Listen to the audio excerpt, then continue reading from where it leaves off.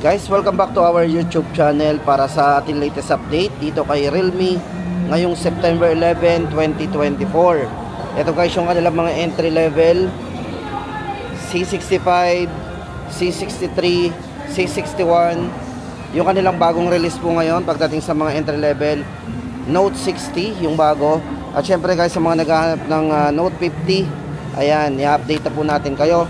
Tapos yung kanila ditong mga top of the line, ito po yung kanilang mga 12 series at yung 13 series. Yan, 13 Pro series. So ayan guys, umpisahan na natin ang ating update dito kay Realme. Guys, ito unahin na natin yung kanilang Note 50.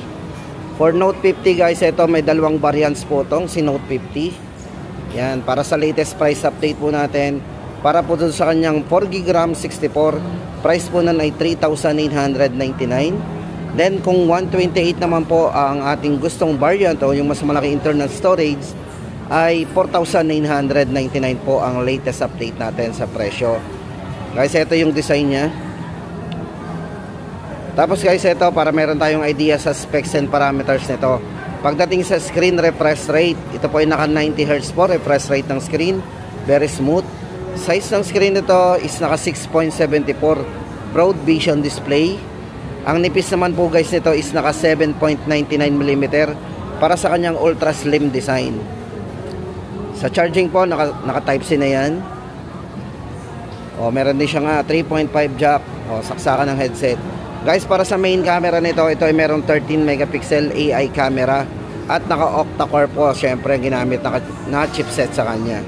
Ayan guys, sa mga naghahanap ng budget phone dito kay Realme, yan, Realme Note 50, 4GB RAM 64, 3,999, at yung 4GB 128 po ay 4,999. Tapos guys, ito punta na tayo doon sa kanilang bago.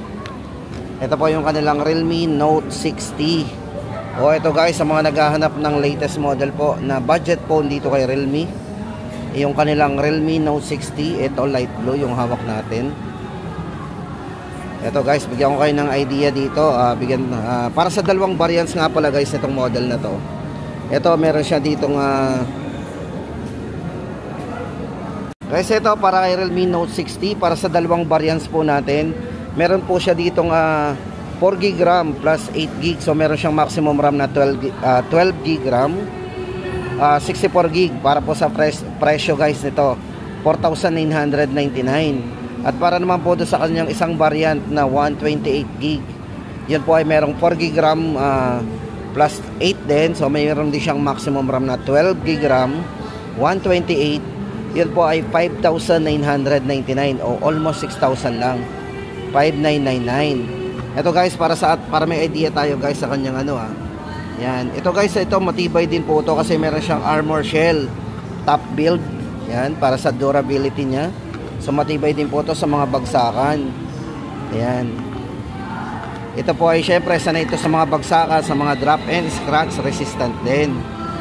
Then pagdating naman po sa kanyang rating ng IP rating, guys, ito ay naka IP64 rated yan para po sa dust proof and water resistant nito. Ayan. Then pagdating naman po guys doon sa kanyang check po natin yung kanyang camera. Check naman natin gaano kalinaw yung camera nito. Syempre budget phone pero may malinaw na camera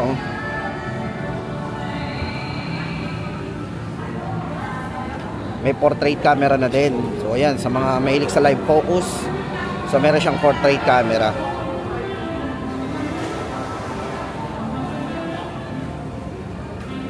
Ayan guys, update natin doon sa bagong release phone ni Realme ngayon, Realme Note 60. Then guys, ito naman ko ipapakita sa inyo yung kanilang Realme 12 series. Guys, ito Realme 12 5G and Realme 12. Ito guys, para po sa presyo guys ng 5G natin at yung 4G, ito para po sa 4G guys, yung Realme 12 po ay 13,999. Meron siyang maximum RAM na 16GB, 256 naman po internal storage yan. Then yung para naman po sa 5G ay 14,999. So unang-una guys, ang difference nila yung kanila syempreng signal. So yung isa ay 4G, yung isa ay 5G. Then Then guys, ito, check naman natin yung specs and parameters po ng 5G. Yan, para po sa 5G guys, yan, naka 16 GB RAM, 256. Expandable po ito up to 2 TB din. So napakataas po ng expandability ng memory nito. Pagdating po sa charging guys, ito ay naka 45 watts. Yan, Superbook charge na din. Pagdating sa display, napakaliwanag po ng display nito guys. Ito ay up to 950 nits sunlight display. So napakaliwanag. At syempre guys, yung design nito is trendy design. Kasi ito po ay naka yan, luxury watches inspired trendy design. So yan. Tapos pagdating naman po sa kanyang 5G, ito ay naka 6 nanometer. Yan, 5G 6 nanometer processor ang ginamit po sa kanya. Yung chipset po nito is naka MediaTek Dimensity 6100 Plus. At pagdating po sa kanyang main camera guys, ito ay naka 108 megapixel. Yan, 108 megapixel po para sa kanyang 3 times in sensor zoom. O, di ba? Then sa video, check natin. So guys, ito meron na rin siyang napaka-smooth na video. O, yan no. Smooth na po ang video nito. Kahit ito ay naka 30 frame lang, medyo smooth talaga. So hindi kayo makakita ng mga blurry. Yan. Then meron siyang IP. Tapos guys, ito lipat naman tayo dito kay Realme C61. Guys, ito pagdating sa ito yung dating binablog natin na try natin na pabagsak-bagsak, kayang-kaya talaga nito pagdating sa mga bagsakan. So accidentally talagang safe yung ating phone kung pagbagsakan po ang usapan dito kay Realme C61. Ito guys, for Realme C61, ito guys, may dalawang variants po yan. Maganda guys dito sa kanyang Realme C61, ito napakataas ng mga RAM nito guys.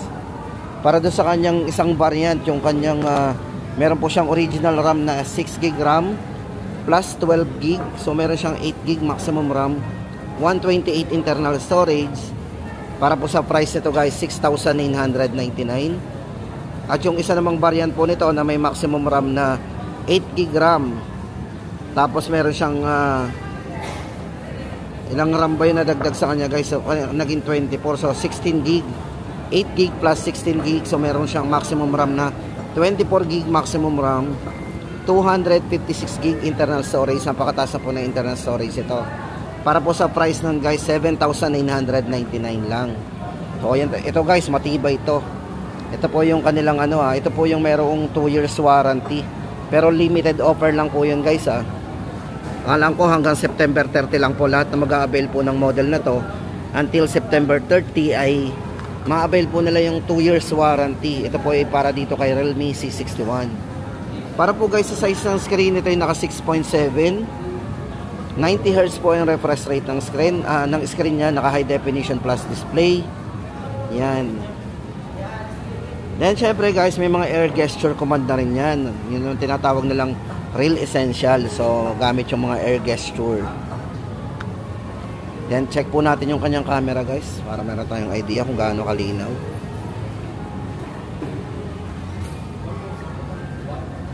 Linaw din.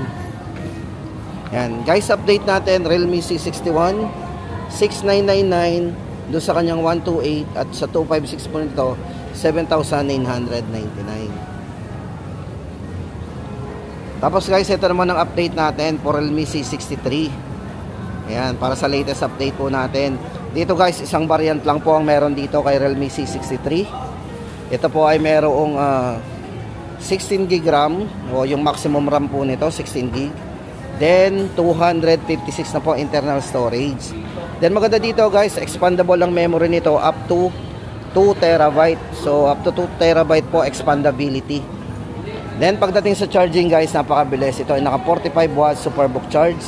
Isa po sa highlight ng Realme C63. Then meron siyang 5,000 mAh battery. Size ng screen guys, very handy. Naka 6.67 inches. High definition LCD. 90Hz na po yung refresh rate ng screen nito. Yan, kung itatanong naman po natin yung processor na ginamit po dito, ito ay naka Unisoc T612 octa-core processor. Camera, yan, sa mga mahilig mag-camera. So ito guys ay merong 50 megapixel po para sa kanyang main camera. At 8MP naman po para sa front. Ito yung front natin, 8MP. Then yung kanyang main camera po is 50 megapixel na. Yan. Siyempre Android version, yung latest version ng Android nito is naka Realme UI 5.0, Android 14. Then ito po ay equipped na rin ng IP rating, IP54 na po ito para sa dust and water resistant niya.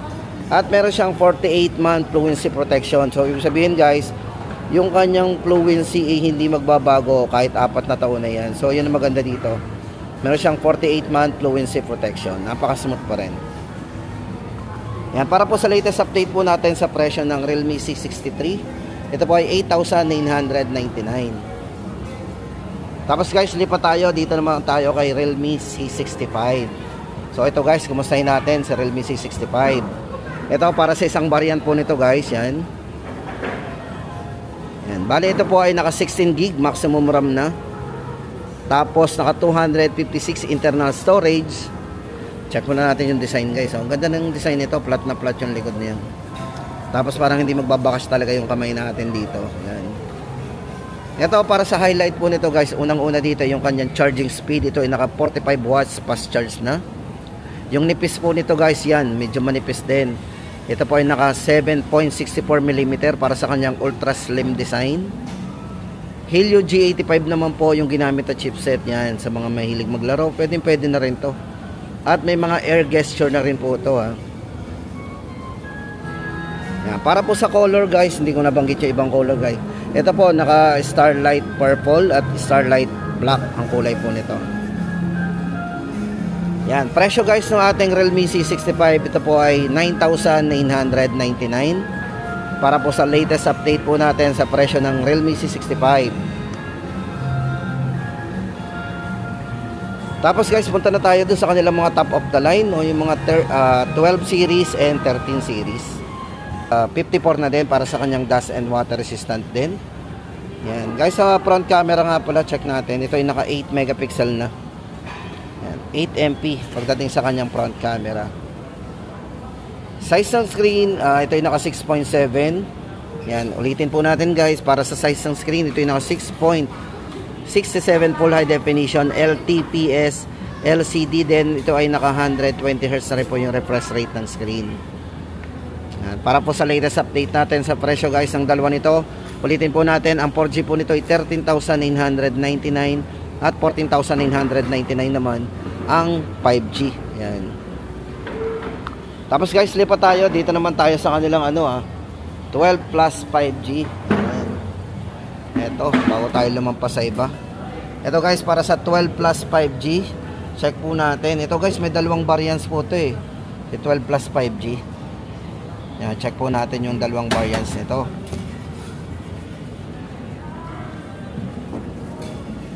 Ito guys, para sa dalawang variants po ng ito ang isa po nito is naka 256. So, yun. Bale, meron siyang 16 GB RAM, 256.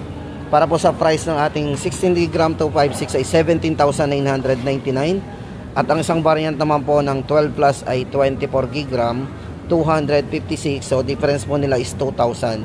19,999 naman po ito. Ayun, guys, ang difference po ng dalawa, unang-una yung kanilang RAM. Yan. Para po sa specs and parameters, guys, bigyan ko kayo ng idea.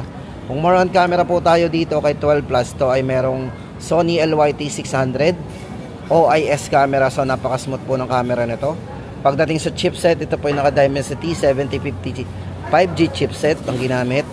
Then sa charging, napakabilis, 67 watts. Yan.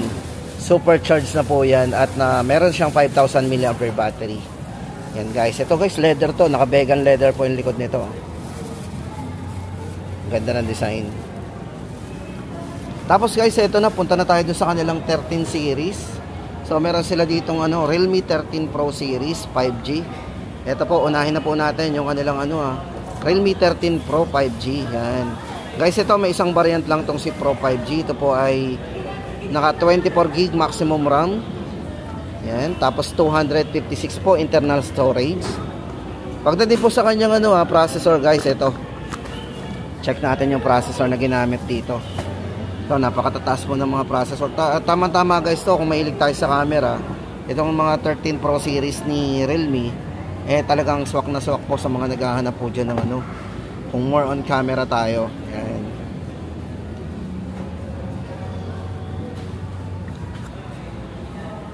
Yan guys, ito check na natin. Ang ganda ng design nito. Yan guys, ito para sa chipset. Ito yung naka Snapdragon 7S Generation 2 5G chipset ang ginamit sa kanya. Ito yan o. Then pagdating naman sa kanyang Antutu benchmark, ito 680,000 plus Antutu benchmark yung pinaka-score po nito. So maganda dito guys, naka 4 nanometer na po yan ha. 4 nanometer 7S Generation 2 5G chipset. Ayan, naka 3D BC cooling system. So tama-tama yan, hindi mag-iinit po yung ating cellphone. Okay. Ayan, para po sa RAM and ROM, ayan, maximum RAM 24GB 256. 45 watts superbook charge po with 5,000 mAh battery.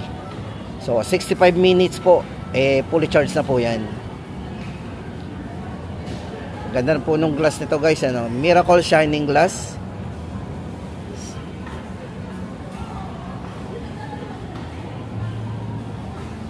And guys, para sa latest update po natin dito kay Realme 13 Pro 5G, ito po ay 24,999. Guys, check natin yung camera kung gaano kalinaw. Naka ultra wide angle po yan. Naka 0.6 po yan. Yan. Then pagdating sa video guys, ito ay napaka stabilized video din. So meron tayong smooth video dito. Kahit isang kamay lang gamitin natin, hindi yan magbablur. Di ba?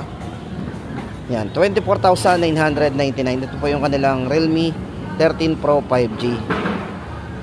Syempre guys, 5G mabilis ang ating downloading and uploading, di ba? Once na mayroong tayong signal na 5G. Then yung ating last but not the least guys, yung kanilang Realme 13 Pro Plus 5G. Ito guys, para dito sa model na to, meron tayo dito dalawang variants. So yan, iisa-isahin po natin guys yung dalawang variants nito, para meron tayong idea guys sa mga ano nito, sa mga specs and parameters. Ayan. Guys, ito for Realme ayan, 13 Pro Plus 5G. Unahin na natin yung refresh rate ng screen. Naka 120Hz po yan. 120Hz yung refresh rate ng screen. Tapos guys, ang maganda dito, ito, meron siyang 120 times zoom. So kung gusto natin ng 120 times zoom sa camera, ito po yung recommend natin sa inyo. Guys, isa pa dito, napakagaan ng model na to ha. Bukod sa manifest, napakagaan. Naka-curve yung screen. Yan, 0.6 oh. Ito pa yung may 120 times zoom pagdating sa sa zoom. So ayan, kung gusto natin ng may malawak at malayo ang kayang abutin ng ating camera, so ito po yung ating i-avail. Para po sa dalawang variants nito guys, ito may dalawang variants. So check it natin yan. Para po nga pala guys sa chipset nito, ito yung naka Qualcomm Snapdragon 7S Generation 2 din. Yan, yun po yung ginamit na chipset sa kanya. Naka OLED ang screen yan. Kung may mga AMOLED guys, ang gamit po dito is OLED screen. 80 watts superbook charge na po.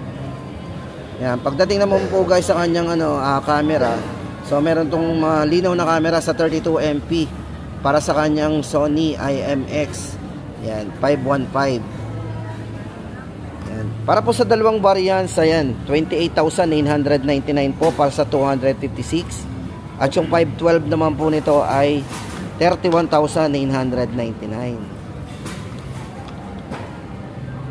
So ayan guys, ang ating latest update dito kay Realme 13 Pro Plus 5G ngayong ngayong September 11, 2024.